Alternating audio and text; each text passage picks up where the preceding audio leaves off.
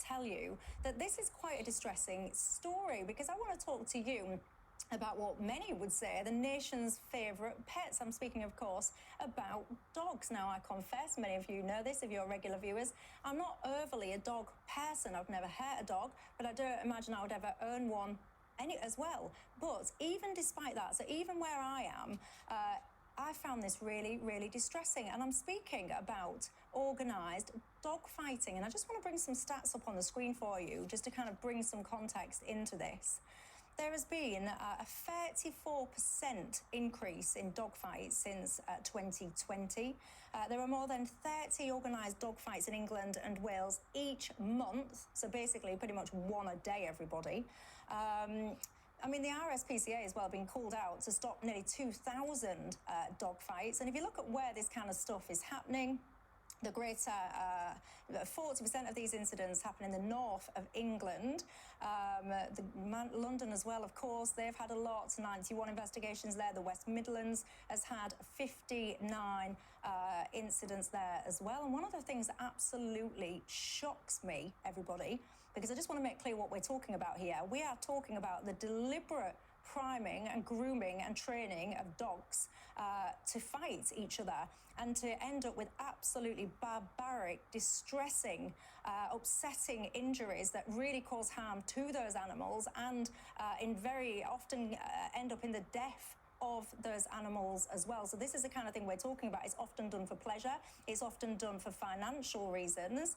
And I was just about to walk you through that slide there about the penalties involved in this, because in England and Wales, get this everybody, the penalty for doing this is 51 weeks in prison, or a fine, or both. In Scotland, it's up to a year in prison, a fine as well of up to £20,000. And get this, apparently 15% of vets believe that they have treated dogs that have been engaged in these illegal fights. I mean, this is absolutely horrific. I'm joined now by Veterinary Professor of Animal Welfare at Winchester University, Andrew Knight.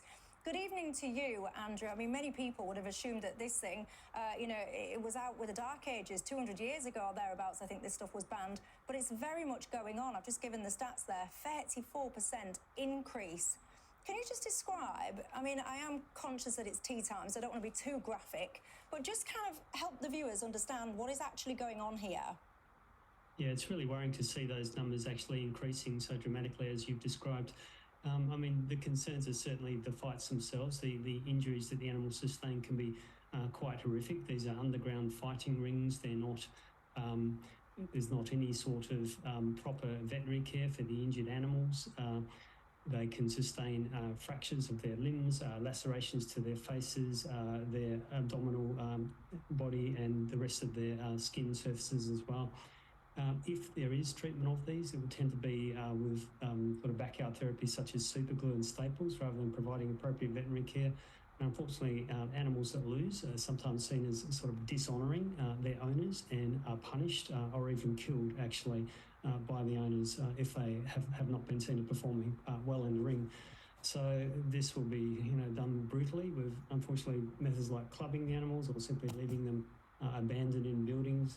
There have unfortunately been instances of animals being deliberately cruelly killed because they've not been thought to have fought well enough.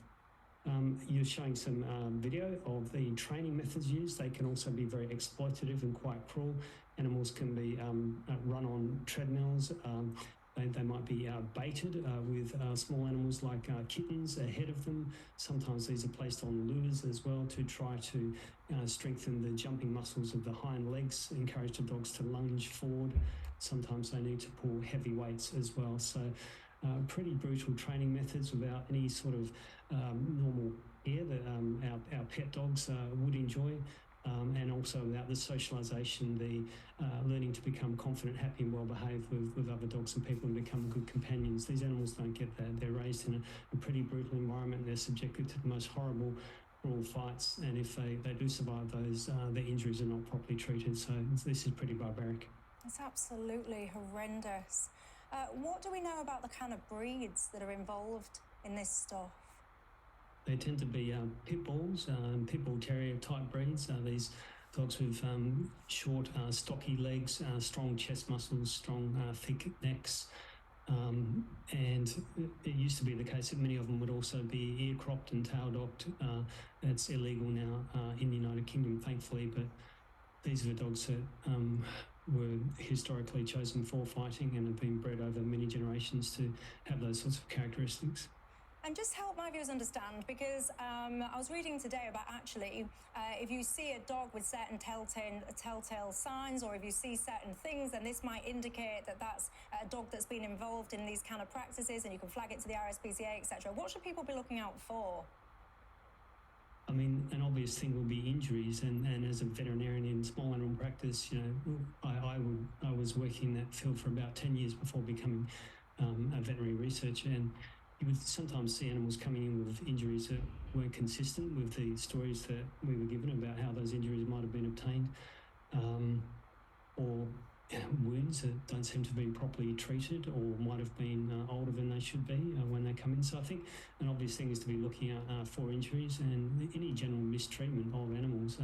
The general public won't see most of this because it does occur sort of out of sight and out of mind of the general public in industrial areas, waste ground, areas that are hidden generally from the public eye. Absolutely disgusting. Andrew Knight, thank you very much for enlightening our viewers to what is actually going on. There's a documentary about this actually next Thursday. It's Channel 4, and it kind of goes behind the scenes. I think that sounds awful, but you know what I mean. It kind of gets involved with some of these people that are training these dogs. It is one of the most upsetting things, Kelvin, that I've ever seen, and I say that as someone, I would never hurt a dog. I wouldn't probably own one though either. And even, you know, for me, I'm not the biggest dog lover in the land, but it really upset me. It is so barbaric. And when I was listening to these people that are involved, they're kind of saying, well, you know, this is what they're bred for. This is what they do. This is... Yeah, but these people who are involved in this are criminals, major criminals. They seem to be making lots of money. I'd be fascinated to know, not that I'm going to speculate on air, which community that they come from, where they think that they just go onto a spare piece of land and conduct this major criminal act. I agree with your thought process that less than a year in prison doesn't seem much for what is a very lucrative and leading to a dog, almost certainly one or the other of them losing their life. Both of them may die. I just the other issue that you face with all this is there is so much crime about now. Is how many people in our country have to be police officers in order to police everything that appears to be currently, we're in a very pessimistic period of time in the UK right now, in order to capture these people, but everything else that seems to be going on in our nation right now. But isn't that just being a responsible citizens, though? Keeping your eyes and your ears peeled for wrongdoing? And actually, if everyone works as a collective to try and identify stuff, isn't that more likely to stop bad stuff continuing? But with these people prepared to do it on spare pieces of land in the middle of nowhere, or actually, strangely enough, I read here in this piece, is that on council estates. I mean, surely anybody who lives on a council estate will then know what's going on. You know the reason they don't report it?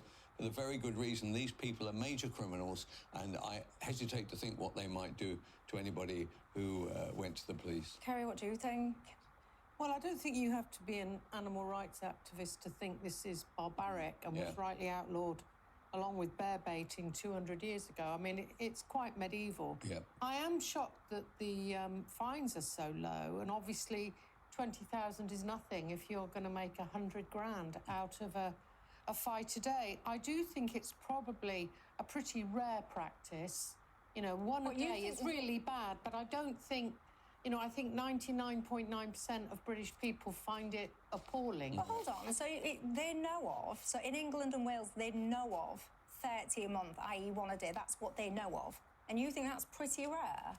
Well, it's not 10 a day, is it? It could be worse.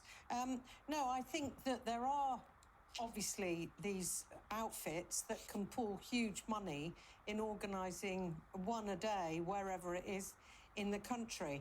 I don't think it's right to point the finger at the travelling community. Kelvin? I don't think I didn't actually mention the community that I had in mind. I don't think he did that. Because I just think it's a broader problem of illegality.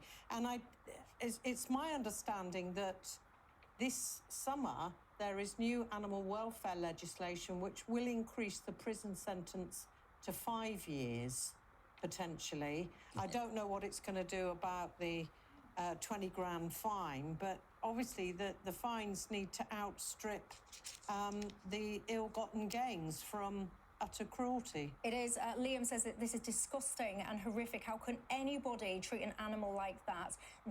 These people should be locked up, and anyone that supports this type of cruelty should be thoroughly ashamed of themselves. Hear to that. Mark says anyone who is cruel to pets simply needs locking up, and the key needs throwing away. I mean, everyone is going to be in agreement about this, just how barbaric it is. And I watched this documentary. I mean, if you can stomach it, I advise it. It's heartbreaking. And at one point, these two, they call themselves gangsters. I mean, pathetic. They make me sick. Anyway, so these so-called gangsters, what they do is they settle their scores with these dogs. And there's this scene, and one of them takes the dog into this room, and you don't see it, but you hear it. This dog ends up, he can't even walk. He's getting lifted up by his owner, pathetic little owner. And he carries this dog, and he kind of goes, well, you know, I'll just have to get rid and replace him because he can't do his duty now, i.e. the duty being to fight that spineless cowards, so-called drug debts. I think it's absolutely disgusting. And then he's got the audacity, ladies and gents. He looks at the camera and he says to the camera, at the end of the day, these are the dogs, it's what they're bred for. And if it's not the dogs fighting, it'd be us humans. So surely what we're actually doing is decreasing crime. I looked at him, I can tell you now, and I thought to myself, you know what, love, I would actually prefer if it was you in that room as opposed to your dog. Get in touch and let me know your thoughts on it all. I think it's absolutely disgusting, and I hope that those sentences are increased sometime soon.